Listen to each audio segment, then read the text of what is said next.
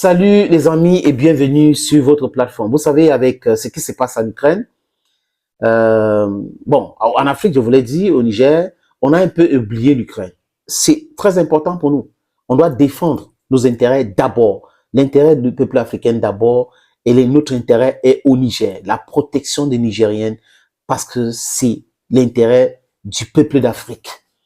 Et j'encourage encore la classe gouvernante de la Mauritanie, de l'Algérie, du Burkina Faso, du Mali, de la Guinée-Bissau et d'autres qui sont en train de se mobiliser pour la défense du Niger. Et j'encourage aussi la jeunesse africaine aujourd'hui qui est mobilisée pour défendre le Niger. Mes amis, notre intérêt d'abord. Vous voyez, guerre en Ukraine, guerre en Ukraine, guerre en Ukraine, bombardement russe, envoi des drones, neutralisation des drones ukrainiennes, les drones amphibiques, les drones pour détruire les infrastructures civiles et autres. C'est dans ça qu'ils sont aujourd'hui. Et quand on regarde l'évolution de ce qui se passe en Ukraine, on peut comprendre que la Russie a déjà gagné. La Russie a gagné depuis parce que la Russie a mis en difficulté l'économie européenne. Les gars qui voulaient asphyxier l'économie russe se sont auto-asphyxiés aujourd'hui. La France est à genoux, les Américains souffrent, ils négocient avec les Iraniennes pour libérer les citoyens, ils dégèlent les fonds par-ci, par-là. L'Allemagne qui est en train de gronder la France pratiquement, et cette tension qui monte en Europe aujourd'hui, ils sont un peu divisés. C'est ça, c'est cette confusion-là que Poutine a réussi à mettre au sein de ce genre-là, qui n'avait pas compris, qui pense que la Russie était un petit pays qui pouvait déstabiliser parce que on disait les pays développés, G7. G7 qui est juste une pâle copie des G7 d'avant. Oui, parce que là, il y a des pays plus riches que les pays qui sont dans le G7, mais sont un club des Occidentaux. Oui, 7 pays en Occident. Les amis, le Niger d'abord, comme je l'ai dit, le Niger d'abord.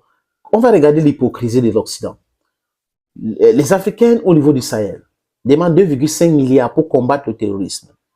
Mais les Européens et les Américains ont trouvé plus de 100 milliards pour l'Ukraine. Ils continuent de donner l'argent et des armes aux Ukrainiens.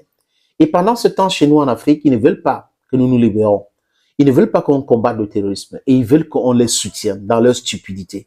Non, c'est dépassé cette époque-là. Aujourd'hui, la jeunesse africaine est bien éduquée, bien informée. Et la jeunesse africaine veut la libération de l'Afrique. La libération totale.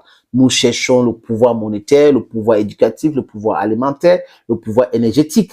C'est très important avant de donner le pouvoir exécutif, législatif et judiciaire aux gens pour contrôler la cité, pour bien manager la cité.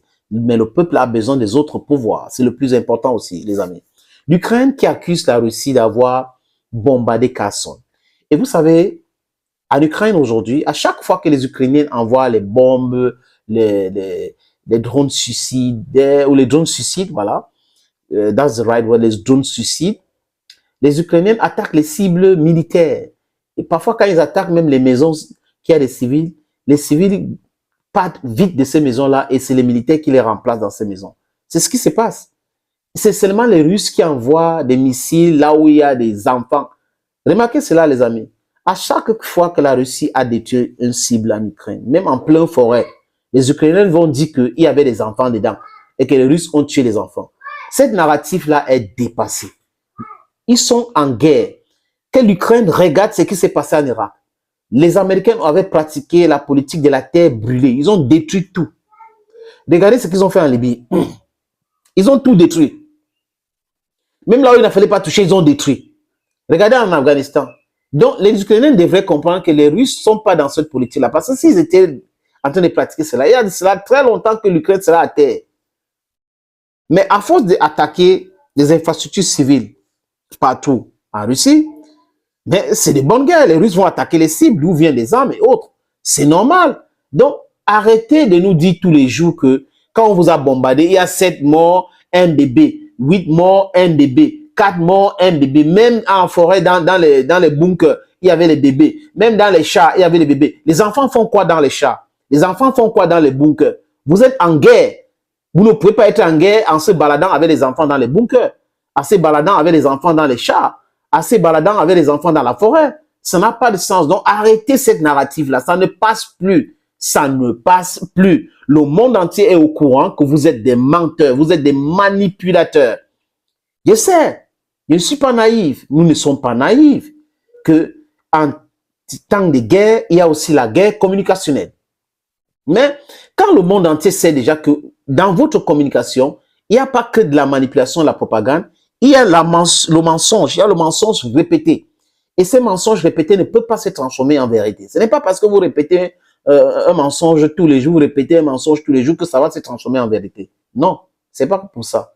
Vous avez tellement menti qu'aujourd'hui, même quand vous dites la vérité, nous pensons que vous mentez.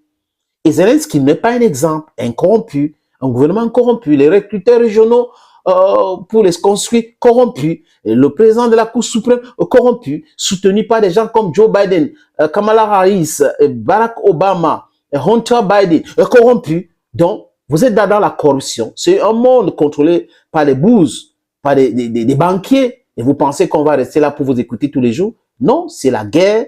Si vous avez voulu continuer dans cette guerre, continuez comme ça, acceptez ces pertes-là. Moi, je pense que la paix devait régler le problème. Et si les gens ailleurs pensent que ça va les armes qui vont régler les problèmes, allons-y. Allons-y, on va voir. Vous allez voir que vous allez perdre plus, encore plus des hommes, encore plus des enfants. Même comme les enfants ne sont pas là, mais vous mentez sur les enfants pour attirer la sympathie, comme c'est que les Américains avaient fait avec l'ambassadeur de Koweït aux Nations Unies. On avait utilisé son enfant pour mentir sur les crimes de Saddam Hussein au Koweït pour attaquer Saddam là-bas. Ça ne peut plus marcher. On a compris qu'on utilise le pouvoir médiatique pour véhiculer les messages mensongers. Ces messages mensongers ne peuvent plus passer. Nous sommes en 2023. Put that in your head. À bon entendeur, salut.